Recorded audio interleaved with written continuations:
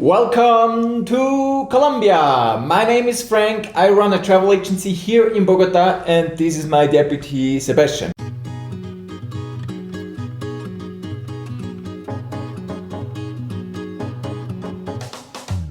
We're currently in our office in La Candelaria and we are like 500 meters away from Plaza Bolivar. This is the main square where all the Congress is and where you actually had the center of all the events of the last couple of days. So, Sebas, you as a Colombian, you're more informed about what's going on right now in Colombia. What's the situation now in Bogota? Well, Bogota right now is living a historical moment, actually. For a long time, we haven't seen this movement of people, of the civilians of Colombia, and well, now in Bogota, in a peaceful way. They want to talk against government. They want to ask stuff to the government. Yeah.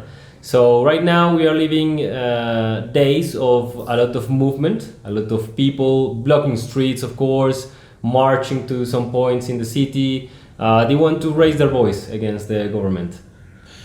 So that's in Bogota, but also it's not just Bogota, it's the whole country. What's going on in the country?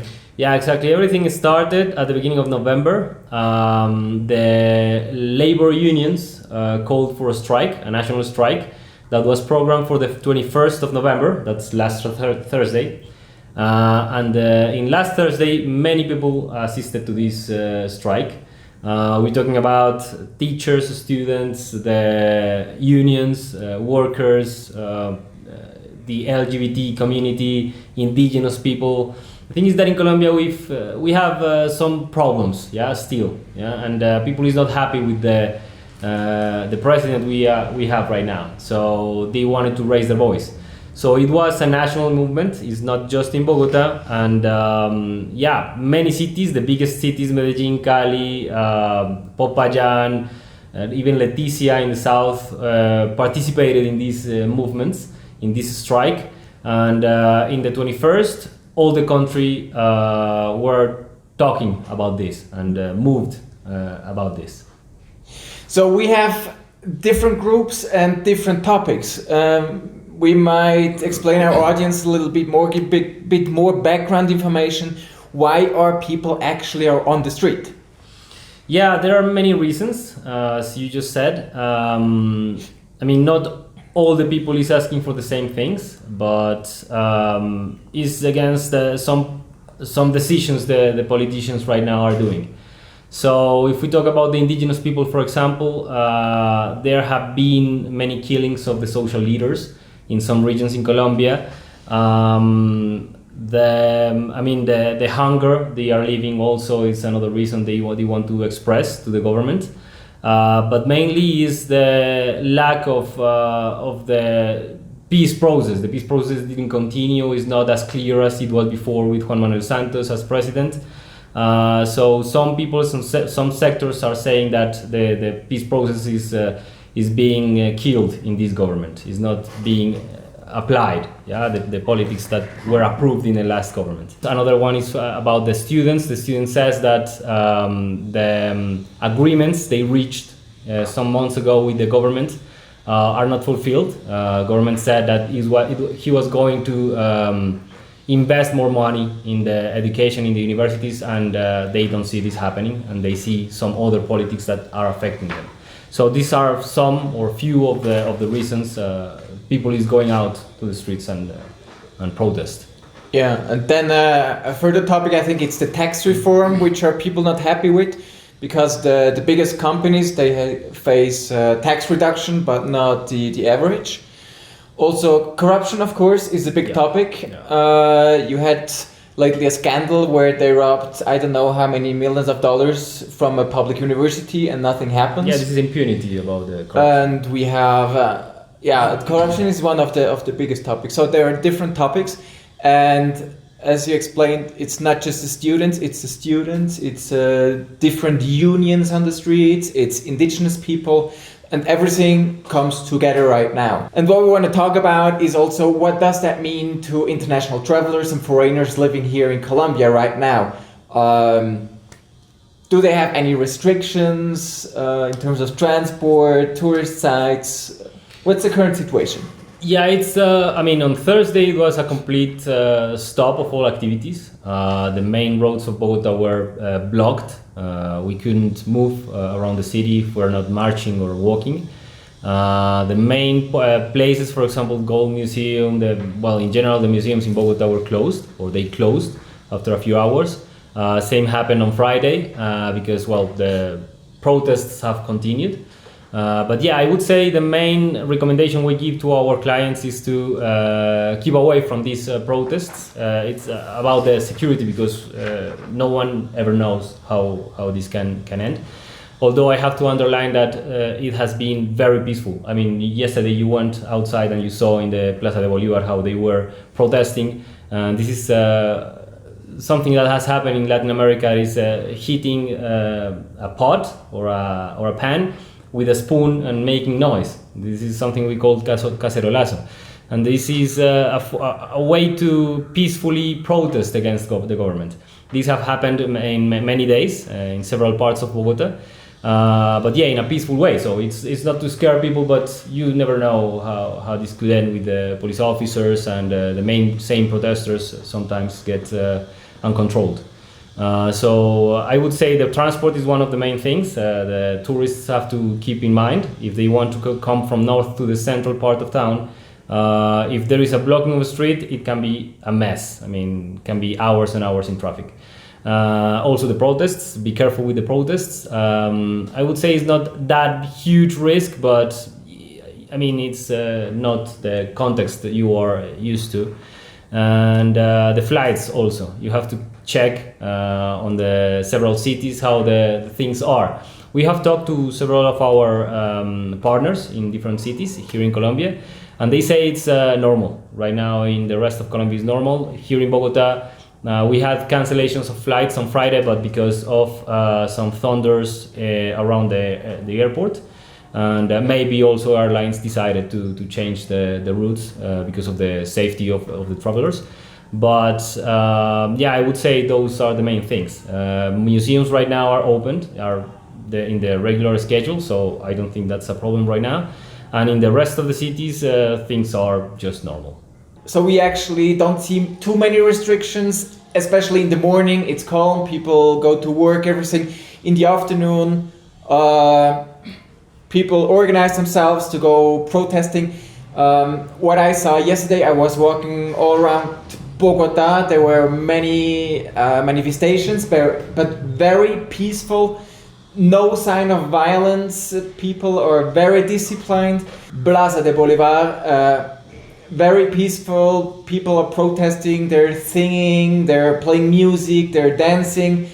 And what I saw, some bus stations are completely destroyed. Mm-hmm. They're not served anymore, so the buses don't stop. This is for sure one of the restrictions we see public transport right now. Public transportation is currently limited. Mm-hmm. So what's the outlook in the next days? What should we, or what can we expect? It's very difficult to see the future and to see how things are going to be. But last night the president started talking with some parts of the society.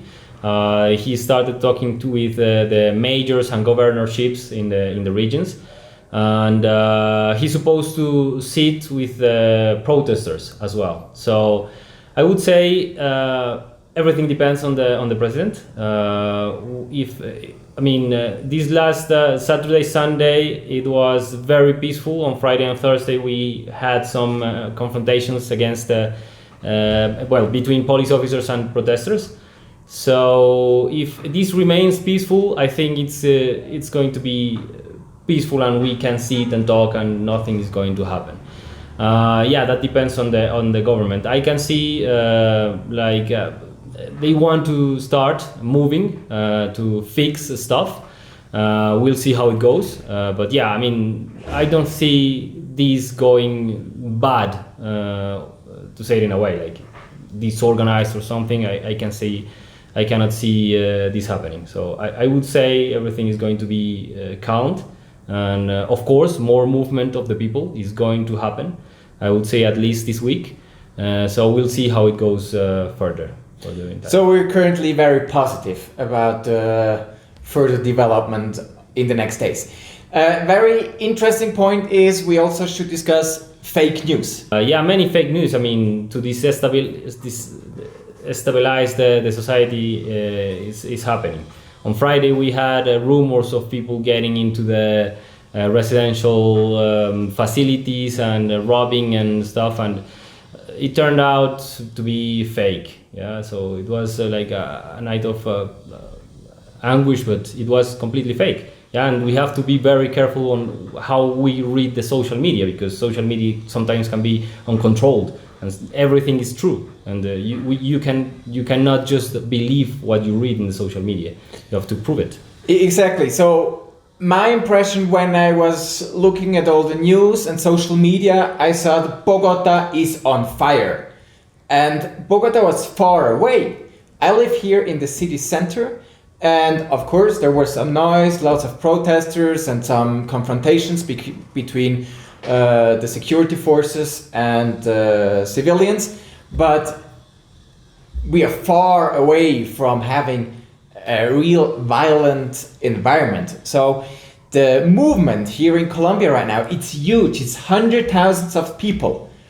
And what we see, of course, there are confrontations, bus stations, they got destroyed, but the scale is huge and the incidents we face are on such small scale. And that is very impressive. I'm actually very impressed by the Colombians, which are usually very emotional, but people, they're on the streets and they're peaceful and they want to solve this conflict. So people are demanding very peacefully, and that is very impressive. And the violence we faced it's on a solo scale. It's really not what you actually could think of when you see all the stuff in social media. And it doesn't matter from which side, the left, the right, or the police, or the protesters. YouTube and Facebook, and you show what you want to show. So our impression is a bit a different one. That's the one you can get consulting social media. Yeah, I mean, the message the people is sending is that they want to make protest in peace. Yeah, this is being clear these last days. As you said, some stations broken, but the same protesters sometimes stop the people that were breaking stuff and say no more. We want this to be peaceful. We don't want to give them reasons to oppress us. Yeah, and this is very clever, and I'm also very proud of this. I mean, going out on the streets in the night with children, with grandparents, just to protest against some politics that we disagree, is something that it's an advance. I mean, in Colombia we don't have a history of protesting, and we are doing quite well. I would say it's quite organized as well. We have it clear. So the conclusion for tourists, there is no imminent danger. Just be smart, stay away from protests. In Bogota, in the historic center, things might be closed, so it's probably not the best thing to stroll around the whole day. And if the things are closed, just look for something else. If you can change your plans or your routes around Bogota, that would be also not the worst idea. The rest of Colombia, it's safe, it's good, everything is open, all the tourist sites work. And in Bogota we'll see more protests, so the accessibility to the historic center might be reduced also in the following days. Yeah, but I mean, Friday and today we've come to the office and no problem. So it might be, you have to be bending to the news, it's all, but it feels normal.